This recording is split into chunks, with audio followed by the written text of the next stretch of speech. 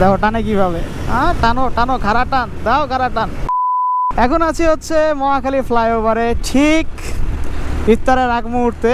ফ্লাইওভারের নিচে দেখেন কি অবস্থা, সব জ্যাম হয়ে পড়ে আছে। আর আমরা তো মহাখালী ফ্লাইওভারের উপর দিয়ে একদম সোনাই সোহাগা, পুরা ফ্লাইওভার খালি। দে টান, খাড়া টান। ইফতারের আগে যদি এরকম রাস্তা খালি থাকে, কারই মন ভালো হয়ে না যায় বলেন? ও পুরা ফ্লাইওভার খালি।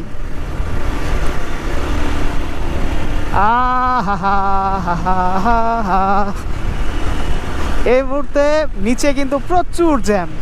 এই জ্যামের ভিতর কে বসে থাকে? ফ্লাইওভার দিয়ে টান মারবো, সামনে যা যা জ্যাম পড়ার পড়বে পড়ুক। কিন্তু অনেকটা রাস্তা আগে তো যাচ্ছি নাকি। ইফতারে ঠিক বাকি আর আধা ঘন্টার মতো পৌঁছাতে হবে লোকেশনে। সূর্য অস্ত যাচ্ছে, দেখতে পাচ্ছেন। ওই দেখেন ওদিকে সূর্য অস্ত যাচ্ছে আস্তে আস্তে। মোমেন্টটাও সুন্দর। ইফতারের ঠিক আগ মুহূর্ত দিয়ে বিকেলবেলা দেখি বাইকটাকে একটু ক্রস করে যাই। জ্যাম নাই সেরকম।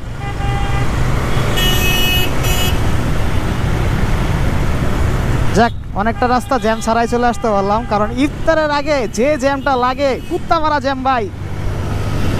দেখো টানে কিভাবে। টানো টানো, খাড়া টান দাও, খাড়া টান।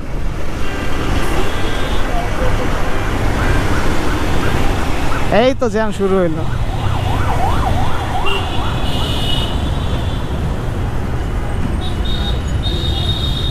যা, জ্যাম আবার বেড়ে গেছে। ছেড়ে দিছে, ছেড়ে দিছে, জ্যাম ছেড়ে দিছে,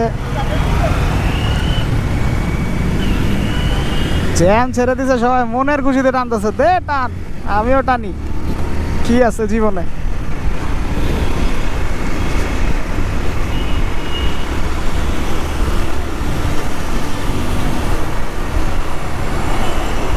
আহা না, শেষমেশ সিগন্যালে পড়াই লাগলো। সবাই বাসায় যাচ্ছে।